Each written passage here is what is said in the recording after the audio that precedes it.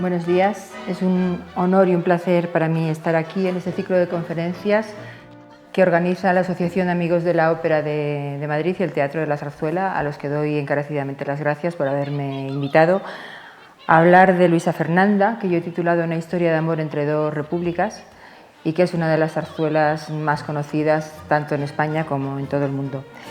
El crítico del diario Ahora, al día siguiente del estreno de la obra, decía: «Es una obra de las que se incorporan al repertorio desde la noche misma del estreno. No hay en ella nada que no sea noble, gracioso y teatral. No tiene en el libro ni en la partitura un solo momento de desmayo. El propósito de los autores está conseguido en línea recta. El ajuste entre la anécdota y su ambiente y el subrayado musical en las situaciones líricas es perfecto. La fortuna acompaña por igual a los literatos y al músico». Probablemente esto explica por qué Luisa Fernanda es la zarzuela que más he representado desde entonces, no solo en España, sino en toda América Latina y en teatros tan prestigiosos como la Scala de Milán o el Theater an der Wien de Viena, siempre con éxito. Luisa Fernanda, definida por sus autores como comedia lírica, se estrenó en el Teatro Calderón de Madrid el 26 de marzo de 1932, Sábado de Gloria, el día en que comenzaban las temporadas teatrales tras la ausencia de espectáculos existente durante los días de la Semana Santa. Y aunque estaba a punto de cumplirse el primer año de la proclamación de la Segunda República, esa costumbre no había cambiado y se mantuvo durante años, afectando no solo al teatro, sino a los estrenos cinematográficos. En este primer trimestre de 1932 se planteó la Ley de Reforma Agraria y se promulgó la Ley del Divorcio, considerada como la ley más progresista de Europa por su defensa de la mujer.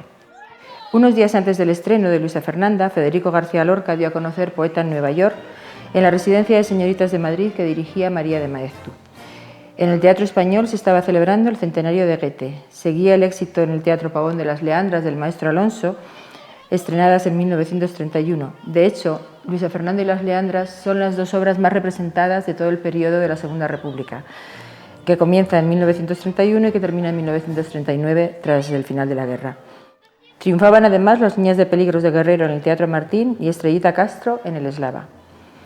Luisa Fernanda nace el mismo mes y año que la Sociedad General de Autores de España, la actual SGAE, que sustituye a la Sociedad de Autores que habían creado en 1899 Ruperto Chapí y Sinesio Delgado. Uno de los padres de esta nueva sociedad es también uno de los libretistas de Luisa Fernanda, Federico Romero. El otro libretista, Guillermo Fernández Shaw, tendría también un papel importante en esta nueva SGAE, de la que sería director general. Y el compositor, Federico Moreno Torroba, fue vocal de la Sociedad Española de Autores Líricos, consejero desde 1969, vicepresidente durante 14 años y presidente desde 1974 hasta su muerte en 1982. Federico Moreno Torroba, el compositor, había nacido en Madrid el 3 de marzo de 1891. Federico Romero era 5 años mayor que él y Guillermo Fernández Shaw 2 años más joven, por lo que los tres autores tenían ya suficiente experiencia y carrera teatral a sus espaldas cuando escriben Luisa Fernanda. Moreno Torroba era hijo del compositor y director de orquesta José Moreno Ballesteros, profesor del Conservatorio, organista de la Iglesia de la Concepción y director de orquesta del Teatro Lara, donde había dirigido en 1915 con un joven Federico de 24 años tocando el piano El amor brujo de Manuel de Falla y María Lejárraga. La madre de Moreno Torroba, Rosa, era pintora, así pues el compositor nace en un ambiente artístico y enseguida siente la llamada de la música. Fue alumno del gran compositor, maestro de toda una generación, Conrado del Campo, que le enseñó composición y le inculcó la disciplina del trabajo al tiempo que le permitía la libertad creadora. Del Campo era un gran conocedor de la música teatral, había estrenado óperas y zarzuelas y compuesto música incidental para diversas obras, por lo que estaba en disposición de enseñar a sus alumnos el oficio de compositor teatral con el que muchos de ellos pudieron ganarse la vida. Sin embargo, las primeras obras con las que triunfa Moreno Torroba no son líricas, sino sinfónicas. Así, en 1918, Enrique Fernández Arbós, nuestro primer director de orquesta de proyección internacional y gran defensor y divulgador de la música española, estrena en Madrid con la Orquesta Sinfónica La Ajorca de Oro, y Bartolomé Pérez Casas estrenará con la Orquesta Filarmónica de Barcelona Cuadros. Aunque el estilo compositivo de Torroba nada tiene que ver con la revolución estética de los compositores de la generación del 27, también se vio atraído como ellos por el renacimiento de la guitarra española. Pero si el grupo del 27 pivotó alrededor del gran Regino Sainz de la Maza, Moreno Torroba compondría para otro gran guitarrista de fama internacional como Andrés Segovia. Obras como la Sonatina para guitarra, Madroños, la Suite castellana, el Nocturno, Castilla y el Concierto ibérico o el Concierto en flamenco se siguen interpretando hoy en día. Para Sáenz de la Maza también compondría Moreno Torroba una obra como Los 8 preludios, que estrenó en el Festival de Música y Danza de Granada en 1973. En el mundo lírico, el joven compositor madrileño había estrenado en 1912, junto a su padre, Las Decididas, en el Teatro Lara.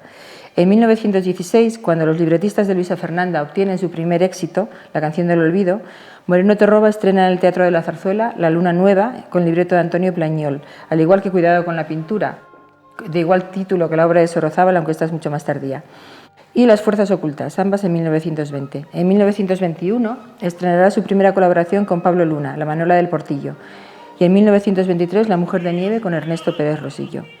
En 1924 contrae matrimonio con Pilar, la hija del compositor navarro Joaquín Larregla, con lo que se estrecha aún más su relación con la música. Un año después, en 1925, prueba camino con la ópera, como con La Virgen de Mayo, que fue la última ópera española estrenada en el Teatro Real antes de su cierre. Moreno Torroba abandonó esta vía casi hasta el final de sus días, ya que con 89 años, en 1980, estrenó en este mismo Teatro de la Zarzuela El poeta, sobre la vida del poeta romántico José de Espronceda. A lo largo de su vida, Moreno Torroba supo moverse muy bien por los diversos avatares políticos con los que le tocó convivir. Durante la dictadura de Miguel Primo de Rivera, entre 1923 y 1930, dirigió el Teatro del Centro, que posteriormente se llamaría Calderón y sería fundamental en su vida. En 1925 se convirtió en empresario del Teatro de la Zarzuela junto a Pablo Luna, que ya había sido empresario en 1914. Torroba estrenará en la zarzuela durante estos años La mesonera de Tordesillas, La Mariblanca y Las musas del Trianon, mientras estrenarán en novedades La caravana de Ambrosio, Colasín, El chico de la cola y La pastorela, en colaboración con Luna, y en 1928 La marchenera, cuya petenera ha quedado en el repertorio. Con el final de la dictadura de Primo de Rivera, Torroba y Luna pierden la dirección del Teatro de la Zarzuela, y al mismo tiempo se incendia el Teatro Novedades, por lo que Torroba ha de buscar otro teatro y en 1930 se hace cargo del Teatro Calderón. Durante la Segunda República este teatro fue teatro de ópera y tras la Guerra Civil el local favorito de diversas compañías de zarzuela, como las de los Ases Líricos. También se han visto sobre estas tablas revista y espectáculos de copla, pero sin duda su estreno más importante fue el de Luisa Fernanda, seguido de La chulapona, de los mismos autores 2 años más tarde. Torroba da un nuevo giro al Teatro Calderón, con reposiciones líricas como Jugar con fuego, Las golondrinas y Doña Francisquita. Repuso además su marchenera, estrenó Baturra de Temple y María la Tempranica, y en 1930 el gran éxito de la temporada, La rosa del azafrán, de Jacinto Guerrero, que convirtió al Calderón en el teatro con mayores ingresos de ese año y que junto con la reposición de Doña Francisquita le permitieron trabajar con Federico Romero y Guillermo Fernández Shaw, que 2 años más tarde le proporcionarían el mayor éxito de su vida. Al proclamarse la Segunda República, el 14 de abril de 1931, el Teatro Calderón se convierte en sede del Teatro Lírico Nacional. Torroba repone Marina, La Dolores, Balada de Carnaval y por fin, el 26 de marzo de 1932, llega a su consagración definitiva con el estreno de Luisa Fernanda. Al año siguiente estrenaría Azabache y Xoanón y en 1934 La chulapona, de la que ya hablamos antes. Este mismo año, en 1934, es admitido como académico en la Real Academia de Bellas Artes de San Fernando. Torroba deposita en su archivo el manuscrito de Luisa Fernanda como agradecimiento a la concesión de uno de los primeros premios, José González de la Peña, barón de Forna. Al estallar la guerra, el compositor es encarcelado acusado de haber compuesto El Car el Sol, que en realidad era obra del compositor vasco Juan Tellería. Una vez aclarado el asunto, es puesto en libertad y en cuanto tiene oportunidad se traslada a la zona nacional, concretamente a Hernani, donde coincidiría con otros autores de zarzuela como los libretistas Luis Tejedor y Luis Muñoz Lorente. En 1938 estrenó en San Sebastián Sor Navarra y finalizada la guerra vuelve a estrenar obras como Monte Carmelo, Maravilla, La Caramba. En 1974 es elegido presidente de la SGAE, cargo en el que permanece hasta su muerte en 1982. Era al mismo tiempo director de la Real Academia de Bellas Artes de San Fernando, a la que perteneció por más de 50 años. Siguió además componiendo hasta el final de su vida y así en 1980, como ya mencionamos, estrenó El poeta en este teatro y La fantasía castellana para piano y orquesta con Humberto Coagliata como solista en París. Aún a sus 91 años compuso el preludio para guitarra para Andrés Segovia y pocos meses antes de su muerte el Ballet Nacional le estrenó su Don Quijote. Tras su muerte su capilla ardiente se instaló en el Palacio de Longoria, sede de la SGAE.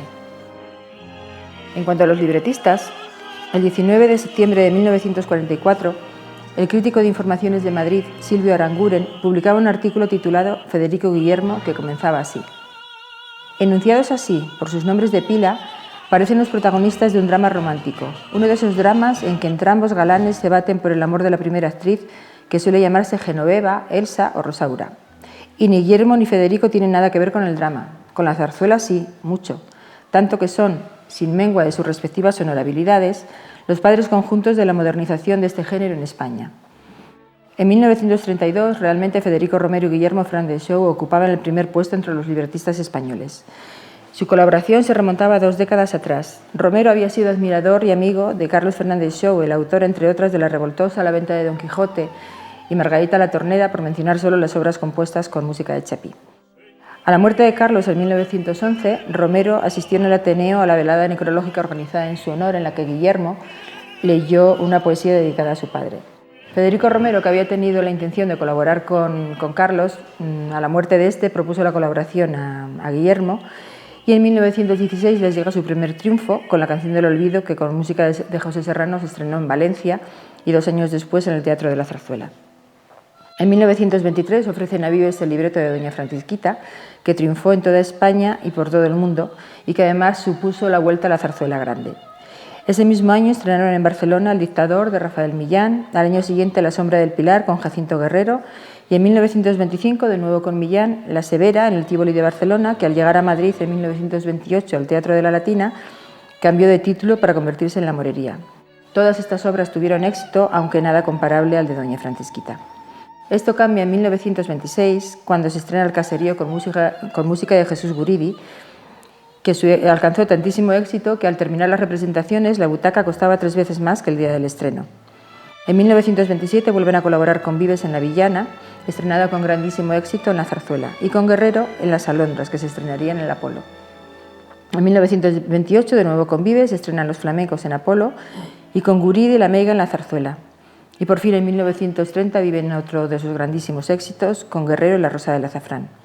Pero aún les quedaba otro hito y otro compositor en la historia de la zarzuela, La tabernera del puerto, con Pablo Sorozábal, estrenada en 1936, poco antes del comienzo de la guerra, obra que, al igual que Doña Francisquita, El caserío, La rosa del azafrán y Luisa Fernanda, son las zarzuelas más representadas de todas las compuestas en el siglo XX.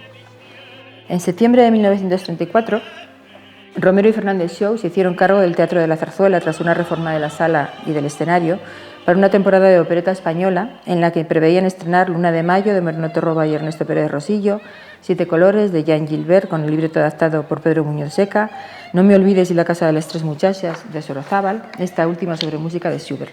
Así pues, el compromiso de los libretistas de Luisa Fernanda con el género lírico fue total, ya que lo afrontaron no solo como autores, sino como empresarios. Vamos a hablar ahora de la génesis, el desarrollo, el estreno y el triunfo de la obra.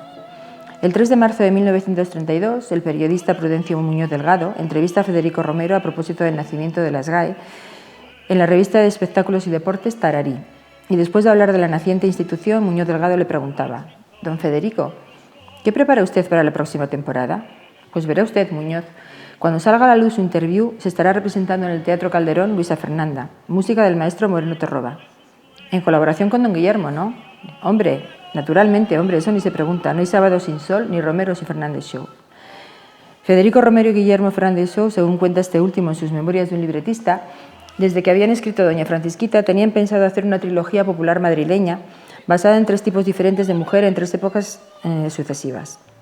Doña Francisquita en el periodo romántico, Luisa Fernanda en las postrimerías del reinado de Isabel II y un personaje del pueblo para el que aún no tenían nombre, que transcurría en Madrid a finales del siglo XIX y que finalmente sería la Chulapona.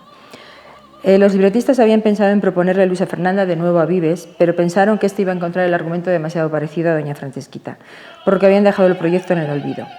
Pero sus estrenos en el Teatro Calderón, La rosa del azafrán y La moza vieja les habían hecho conocer más en profundidad a Moreno Torroba, que aún no había encontrado el libreto definitivo que le produjese un éxito absoluto. A los libretistas les pareció el momento oportuno para sacar del cajón a su Luisa Fernanda. La obra transcurre en el Madrid isabelino y en la frondosa, la dehesa extremeña que Vidal Hernando, el rico hacendado enamorado de Luisa Fernanda, posee en Piedrasalbas, que les venía muy bien para enlazar con la derrota realista en la batalla del Puente de Alcolea.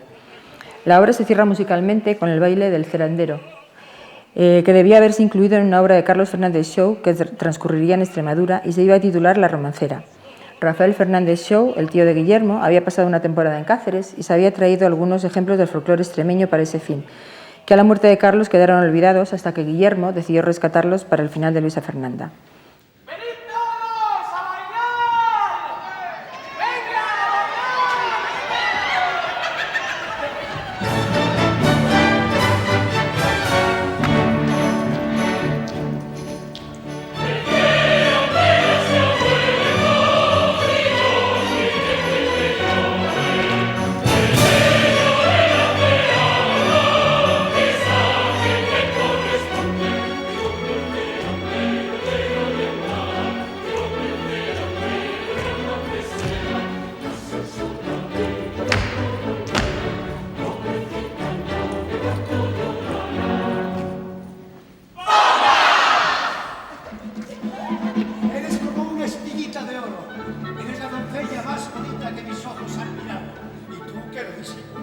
Te ríes por no vaginis y me sonríes con esos labios que yo quisiera besar.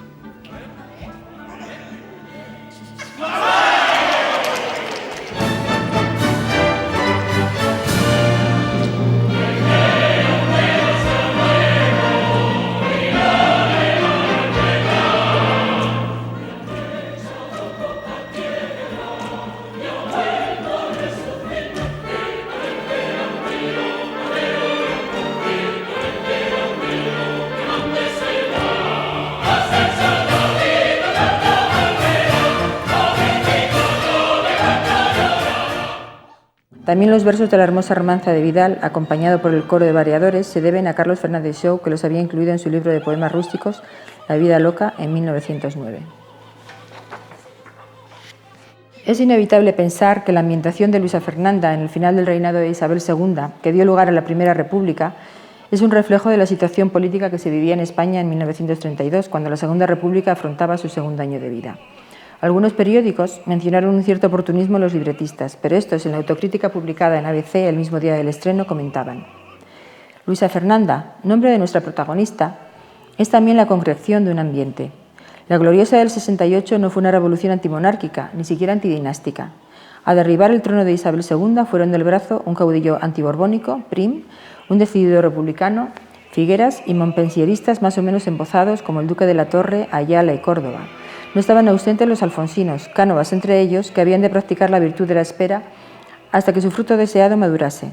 Sin la revelación del conde de Reus como hombre de enérgicas obstinaciones al servicio de su fobia por la dinastía derrocada, la duquesa de Montpensier, María Luisa Fernanda, habría reinado y quizá merecido el cortejo de loas y gracias que su persona antaño y su memoria todavía ayer suscitaban en Sevilla. El regocijo con que el pueblo acogió los amores del rey Alfonso con la infanta Mercedes, hija de Luisa Fernanda, como el sentimiento que produjo su temprano óbito, que inspiró uno de los más ingenuos poemas populares que se cantaron en coros infantiles, ¿no era un tácito homenaje a la infanta que pudo ser reina? Nuestra comedia pretende recoger unas estampas madrileñas con un estrambote extremeño para el desenlace de la corte en ciernes de Luisa Fernanda, que no llegó a granar. Los autores volvieron a comentar su obra ante la prensa de Barcelona, cuando se estrenó allí el 4 de mayo de 1932. De comedia lírica hemos calificado a Luisa Fernanda y creemos que su estructura, tono y detalles se ajusta a la calificación. Sobre el fondo de la Revolución Española de 1868, trazado por nosotros con serenidad de espectadores, se desenvuelve una intriga amorosa en la que puede tener más importancia el matiz que la intensidad. Siguiendo las enseñanzas de los maestros del siglo de oro, padres de lo mejor de nuestro teatro nacional, dimos preferencia al dibujo de caracteres. Y como es obligado cuando se aspira a una buena obra lírico-popular, hemos encuadrado los episodios en el marco de unas estampas de costumbres. Dijimos antes que con serenidad de espectadores abordamos el tema revolucionario, y ahora debemos aclarar que somos espectadores de segunda mano. En efecto, en los cuadros que tienen por acción el Madrid isabelino puede advertirse la influencia de Galdós, cronista novelesco de todo nuestro siglo XIX. Y está muy bien esta mención a Galdós en el año en que estamos conmemorando el centenario de su muerte. La historia es sobradamente conocida. Luisa Fernanda, que debe su nombre a la infanta, hermana de Isabel II, es, en palabras de Romero y Fernández Shaw, una señorita pobre de bienes y opulenta de gracias y de sentimientos, enraizada en este pueblo admirable de Madrid, que quiere porque quiere y porque le da la gana, sin cálculo y sin autocrítica, sin precio y hasta sin esperanza de recompensa. Es hija de un devoto monárquico, don Florito, que adora a la reina aunque no la conozca. La duquesa de Dalias, Carolina, es la aristócrata intrigante que no repara en tretas para conseguir apoyo al bando de la reina ni para añadir hombres a sus conquistas. Javier, el amor de Luisa Fernanda, ambicioso y mujeriego, empieza como mozo en la posada de Mariana y va ascendiendo en la carrera militar. Cuando empieza la obra es ya coronel del Ejército Real, y cuanto más asciende, menos tiempo dedica a su novia de toda la vida, Luisa Fernanda, que no deja de amarle, aunque Mariana le aconseja que preste oídos al rico hacendado extremeño Vidal Hernando, que la quiere con un amor tan hondo, como él dice, que no le importa esperar su oportunidad. En mi tierra extremeña tengo un nido de amores, entre encinas bizarras y castaños y robles, donde el pájaro quiere que una pájara venga para ser soberana de mi casa la piedad. Yo Vidal le agradezco sus palabras amables, que sin que son tengo amores antiguos. Es inútil que aguarde. Cuanta voz me atormentan, más sabrosos me son. Yo, señorita, no soy ladrón de amores, y envidio con tristeza la suerte de otros hombres.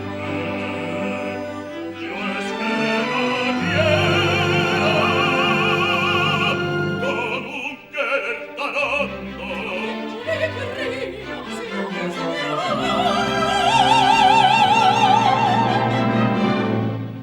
Una esperanza me alumbra al fin, una esperanza. Mejor es aguardaré, y entonces a cantarle mis anhelos, con rústicos alardes yo vendré.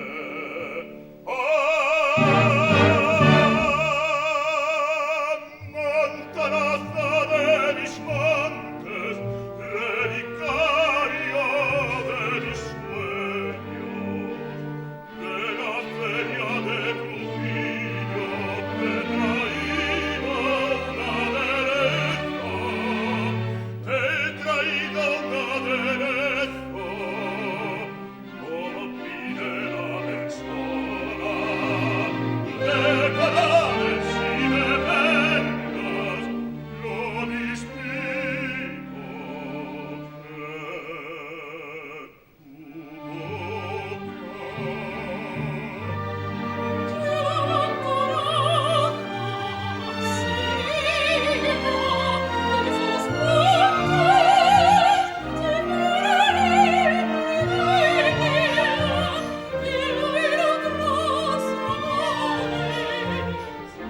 yo es que la quiero con un querer tan hondo.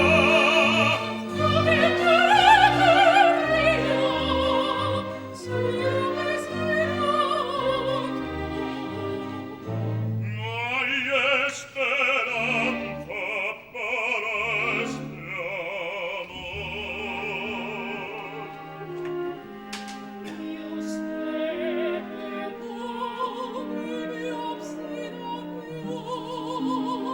Luisa Fernanda,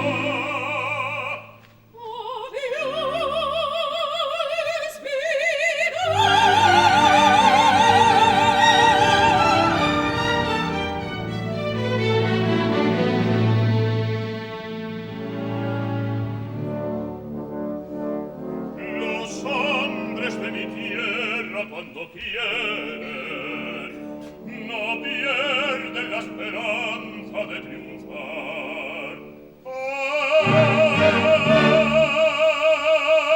Montaraza de mis montes, abandona de mis trinos, relicario de mis sueños, manantial de mi cariño, no se duelen mis amores del desdén con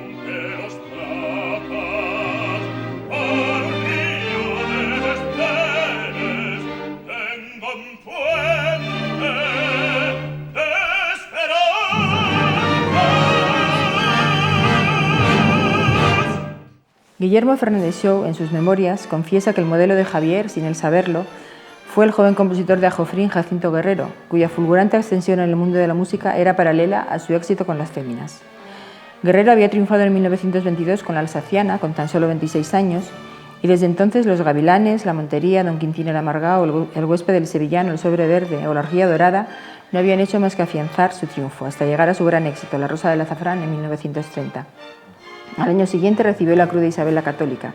Había comenzado también la construcción del Coliseum y en 1932 había sido socio fundador de la Asociación Cinematográfica Española y Americana, CEA, para explotar películas españolas. Los libretistas lo conocían muy bien desde 1924, en su primera colaboración, La Sombra del Pilar. A pesar del trasfondo político de Luisa Fernanda, los dos protagonistas masculinos no tienen convicciones firmemente arraigadas. Javier, coronel del ejército de Isabel II, se deja convencer por Luis Nogales, republicano acérrimo, para pasarse a su bando cuando parece que los vientos soplan en contra de la reina. Pero rápidamente claudica ante la duquesa Carolina, volviendo al ejército realista. Por su parte, Vidal Hernando solo quiere estar en la posición antagónica a su rival amoroso. De nuevo los autores nos dicen: entre esta galería de tipos, ojalá espejo de caracteres, el amor de la protagonista como el Guadiana, eclipsándose, reiluminándose, entre dudas y resoluciones hasta que se cumple su destino. El del río es el mar, el de Luisa Fernanda ponen puntos suspensivos. El destino de Luisa Fernanda es defender y perdonar a Javier las veces que sean necesarias, a pesar de que desde el principio de la obra La Habanera del Soldadito, que canta el saboyano, nos va informando de que Javier es un reflejo de ese soldado infiel.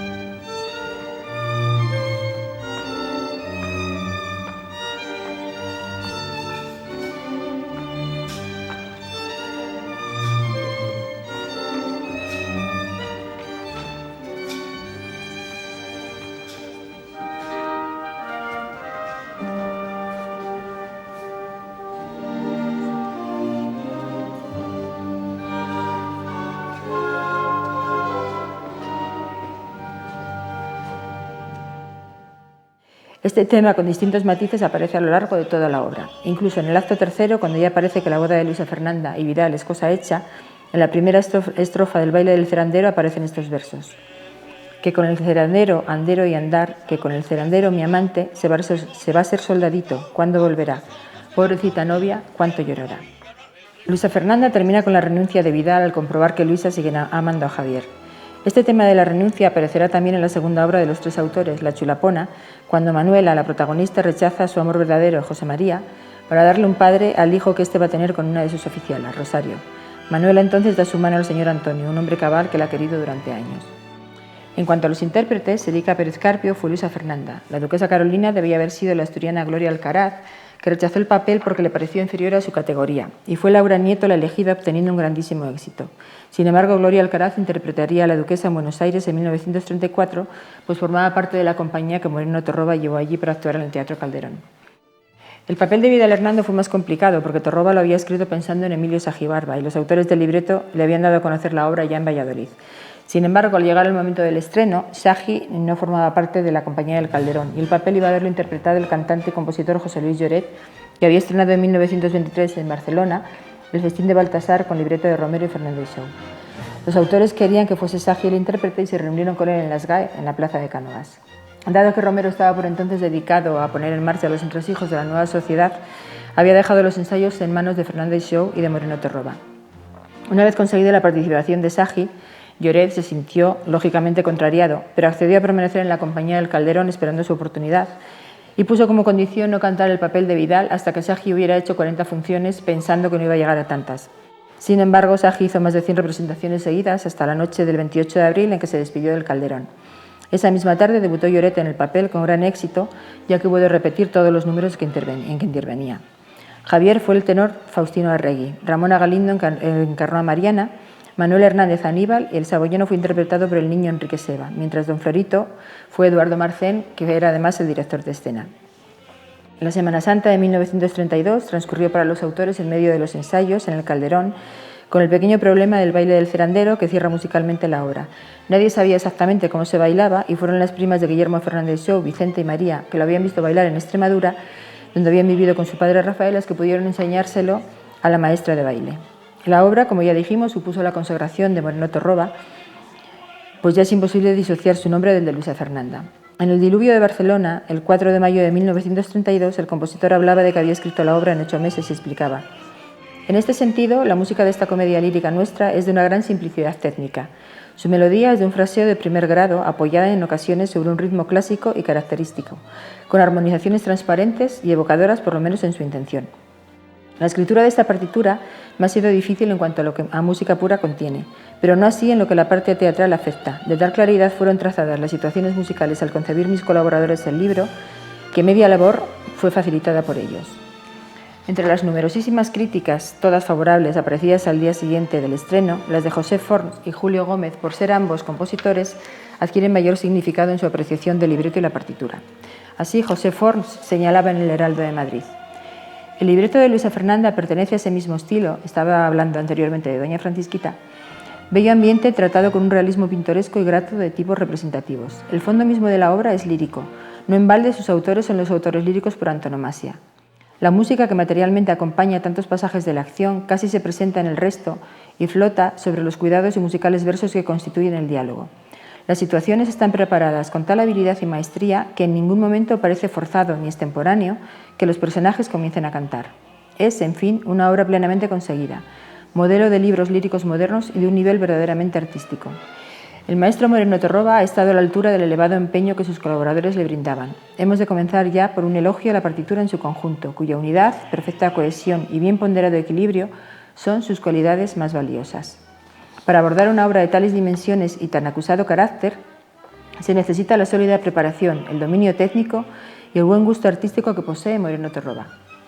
Julio Gómez, por su parte, escribía en El Liberal una extensa crítica en la que hablaba de Luisa Fernanda, entroncándola con la época gloriosa de la zarzuela, con obras como Pan y Toros y El Barbadillo de Lavapiés.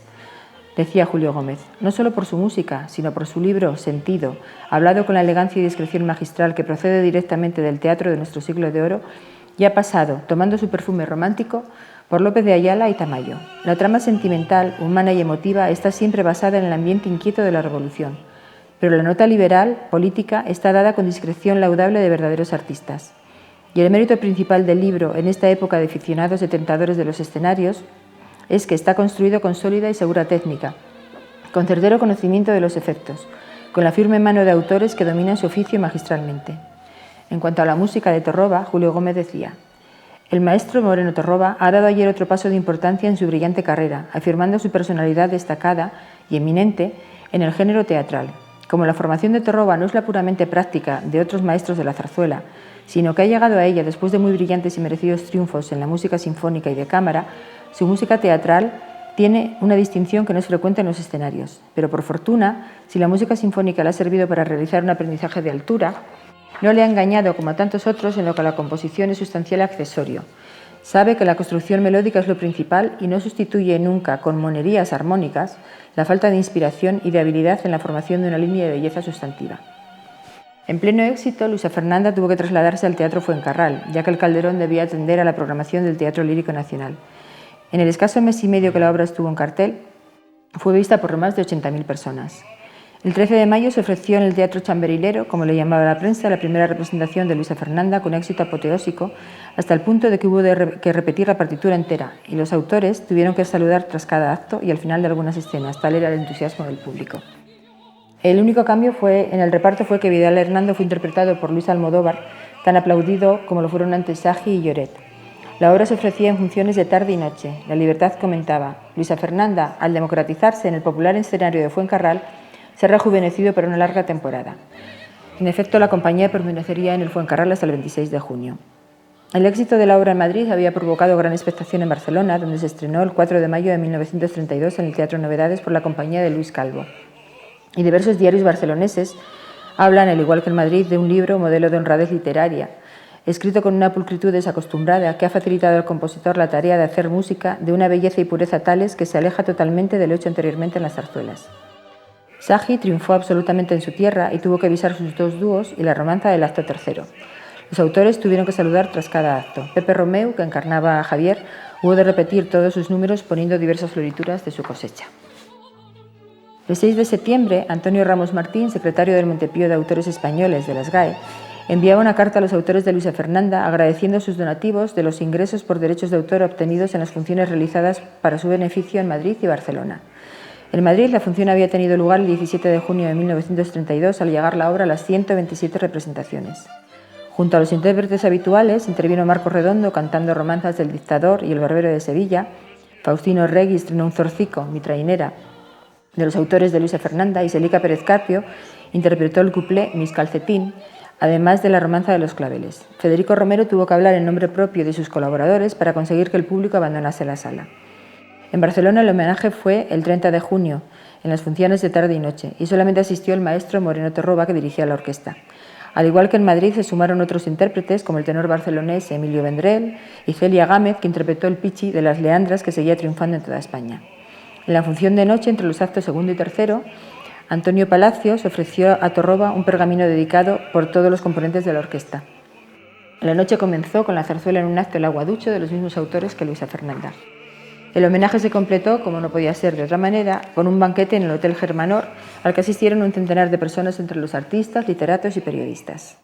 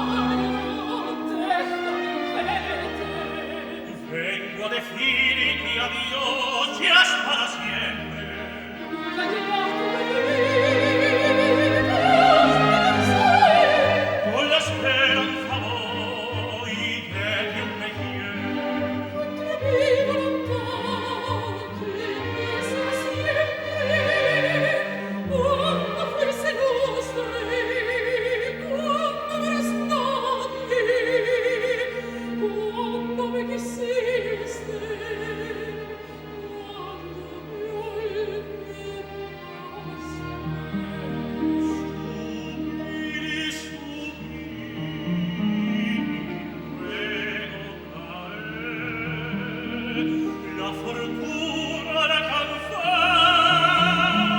di volver a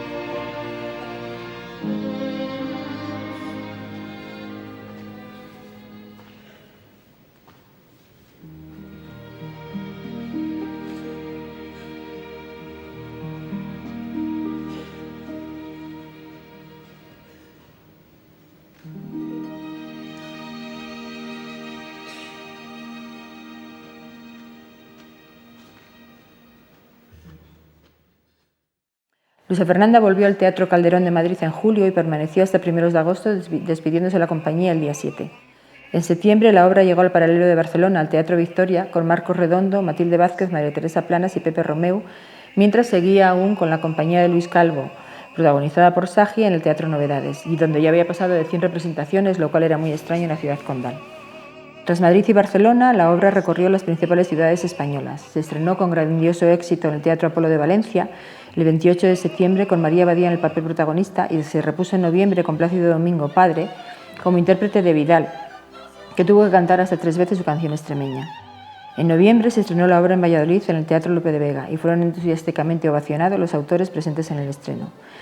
Cuando llegó a Zaragoza en octubre, en el Teatro del Circo, los periódicos hablaban ya de que la obra era bicentenaria en Madrid y Barcelona. No es de extrañar que ante este éxito rotundo, Luisa Fernanda se grabase el mismo año de su estreno en Odeón, con Ángeles Otein, Emilio Vendrell y Marcos Redondo, dirigidos por Emilio Acevedo. 2 años después, el sello Regal grabó la obra con Celica Pérez Carpio, que interpretó a la duquesa Carolina, a Luisa Fernanda y al saboyano. La acompañaban Faustino Arregui, Marcos Redondo y Manuel Hernández en el papel de Aníbal, que canta uno de los números posteriormente suprimidos por Moreno Torroba, el fado Lorito Real. En 1934, el propio Moreno Torroba dirige la grabación de La voz de su amo, en la que el tenor baturro, Fleta, graba otro número desaparecido, Cuando se enciende el lucero. El 27 de octubre del 34, Moreno Torroba debutó en Buenos Aires para ofrecer zarzuela, como dijimos ya anteriormente, por primera vez en el Teatro Colón.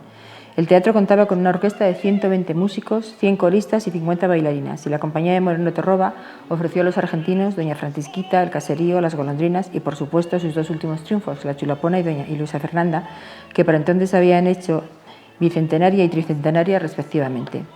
En Buenos Aires, la obra llegaría a representarse ante más de 10.000 espectadores en el Coliseo Eva Perón. Luisa Fernanda intentó llevarse al cine poco después de su estreno, en junio de 1936. Pero un mes después estallaba la guerra y la Sociedad de Ediciones Cinematográficas Españolas, ECESA, vio incautados sus bienes como tantas otras empresas, por lo que la película no pudo filmarse.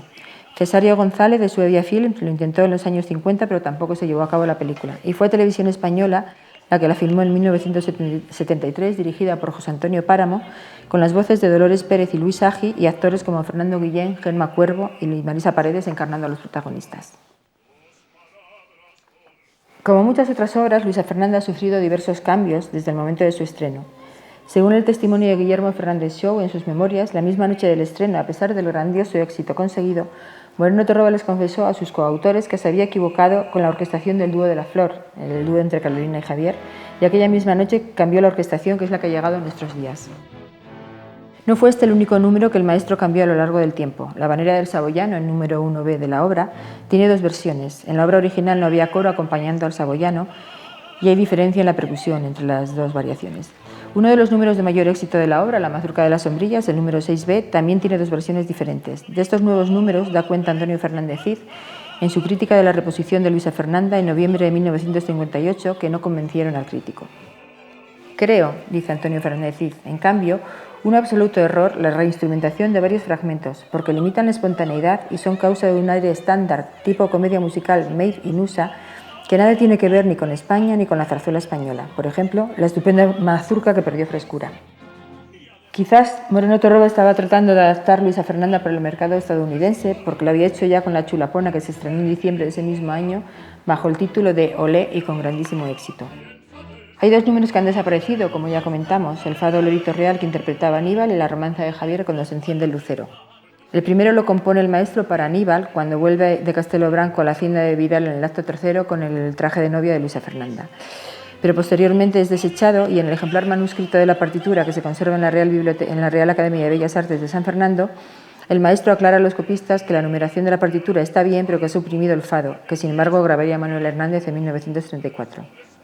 El otro número, también desaparecido y también grabado en el 34, es la romanza escrita expresamente para Miguel Fleta cuando se enciende el lucero, que se intercaló en el acto segundo. Ángel María Castel, en ABC, daba cuenta de este hecho. El gran Baturrico cantó ayer en el Teatro Calderón la ya milenaria Luisa Fernanda. El maestro Moreno Torroba había agregado a la partitura una romanza a fin de que Fleta tuviese más amplio campo para el lucimiento de sus asombrosas facultades de cantante. El éxito del simpático tenor ha sido sencillamente formidable. A la terminación de la obra convenía todo el mundo en que hace una creación de la figura que encarna. En el dúo del acto final con la Arito, o sea, era Rafaela Aro, la ovación fue frenética y por voto del público la página se habría cantado media docena de veces. La nueva romanza está intercalada en el acto segundo. Es una página fina, delicada, sentida por el cantante y expresada con alma de artista. Fue repetida y en ella la lozana voz de Fleta y la expresión lírica le hicieron adueñarse del público, que la aplaudía con verdadera admiración. Pero además de números desaparecidos, también hay números recientemente aparecidos. En el archivo de la SGAE encontramos 3 números que nadie recordaba. Se trataba de un ballet y 2 danzas destinadas a sustituir al cuadro segundo del acto segundo, lo que viene a equivaler a un nuevo número 9. Hay un texto asociado a esta escena que, si bien no aparece en ninguno de los libretos conservados, sí que figura en la Fundación Juan March dentro del maravilloso legado de los Fernández Show. Incluso aparece el diseño del boceto para la escena, con la indicación clara de que estaba pensado para la versión de París y Londres. La escena de este ballet se desarrollaba en la botillería de Juan el Cañí, donde están reunidos los conspiradores antimonárquicos con Vidal Hernando, Luis Nogales y Aníbal. Aparece una bailadora flamenca, la Mejorana, y un grupo de baile. Cuando la policía entra buscando a los conspiradores, Vidal hace pasar aquella reunión por una juerga flamenca. Hay 3 momentos que indican la presencia de la música. Parecen corresponder al ballet en primer término y después están claramente indicadas la primera y la segunda danza con las que se cierra el cuadro. Parece que los autores escribieron esta reforma del cuadro segundo en un momento en que Luisa Fernanda tenía avisos de poder representarse en París y también en Londres en los años 40, en plena ocupación alemana de París. Hay numerosas cartas entre el representante de la SGAE en París, Manuel Morcillo, y los autores de la obra en las que se habla de la posibilidad de representarla traducida al francés y adaptada a los gustos del público parisino en la ópera cómica. Federico Romero, sin embargo, tenía serias dudas de que el momento y el lugar fuesen adecuados para este estreno y también tenía objeciones a la adaptación de la obra, que finalmente no llegó a estrenarse. Moreno Torroba recuperó el ballet para unas funciones en el Teatro de la Zarzuela en noviembre de 1958, según la crítica de Antonio Fernández Cid en ABC. En esta época era la SGAE la propietaria del Teatro de la Zarzuela, que había comprado en 1955 para salvarlo del proyectado derribo. La temporada de 1958 la gestionaba Lola Rodríguez Aragón y contaba entre sus intérpretes con Dolores Pérez, Conchita Valparda, Norberto Carmona, Carlos Munguía y el ballet de Marienma, con dirección escénica de Modesto y Jacinto Higueras. El cuadro nuevo, el ballet, se ovacionó con unánime largueza, intensidad y abiertas expresiones de bravos. Las danzas y el ballet lo retomó de nuevo el maestro para algunas representaciones en América. Y así la prensa recoge claramente en 1964 esta nueva versión debidamente autorizada de la obra en el Teatro Colón de Buenos Aires con la compañía de zarzuelas y operetas de Faustino García, destacando la intervención del juvenil Ballet España y sus 12 bellezas. La crítica del diario El Siglo, en su sección Mundo Artístico, destacaba: el argumento de la obra en sí es lo suficientemente conocido como para que lo reseñemos. Debemos agregar, eso sí, que encontramos una versión de Luisa Fernanda bastante diferente, pues le fueron introducidas algunas modificaciones tales como las del grupo de ballet, que nos ofrece 2 escenas de baile alegres y vistosas y montadas con gusto, y que además tienen el atractivo de que sus intérpretes son jóvenes, bonitas, agraciadas y disciplinadas. Es inútil, contra el amor no hay quien pueda. que lo nieguen tus labios. Tu corazón te delata. ¿Acaso me quieres? Dímelo. Bien me lo has dicho. Seré tu esposa. ¡No! ¡Vete con él! ¡Coge tu ajuar y tus cosas!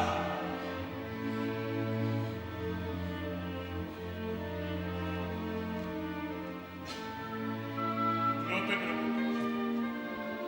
Corazón se va contigo también. Corazón que perdona no es una carga. Adiós. Adiós, vida. Si usted... ¡Calla! Dirá que no te la lleves. ¡Dejadme solo!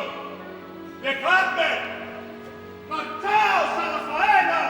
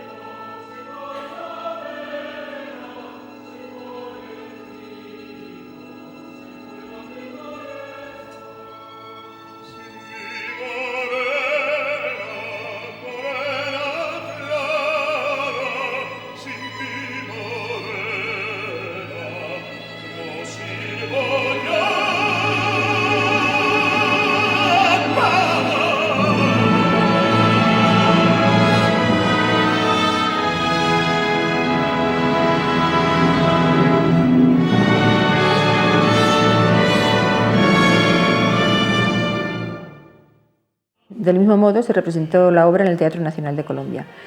Por diversos testimonios, sabemos que en América se incluía a menudo una escena de baile denominada Escena de las Cuevas, en la que se utilizaba el vito flamenco, música procedente del baile de Luis Alonso, por lo que parece que Moreno Torroba decidió aportar su propia música para ese cuadro que también parecía funcionar en América. Quizás a esto se deba la insistencia de la prensa en destacar que eran debidamente autorizadas las músicas que se oían.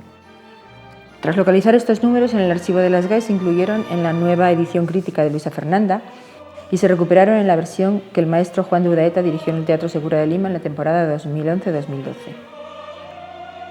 Y quiero terminar recordando las palabras del compositor en el Diluvio de Barcelona el 4 de mayo de 1932 ante el estreno de la obra en la ciudad condal. Decía Moreno Torroba: la partitura de Luisa Fernanda, si algún mérito tiene, es servir un libro subrayando el espíritu lírico del mismo. Nunca me guió el deseo de conseguir un gran éxito personal. Mi finalidad fue obtenerlo para el conjunto de la obra, para lo cual procuré impregnar en mi música el sabor de una época llena de vida castizamente madrileña y la emoción del espíritu sentimental que originó Luisa Fernanda. Larga vida, Luisa Fernanda.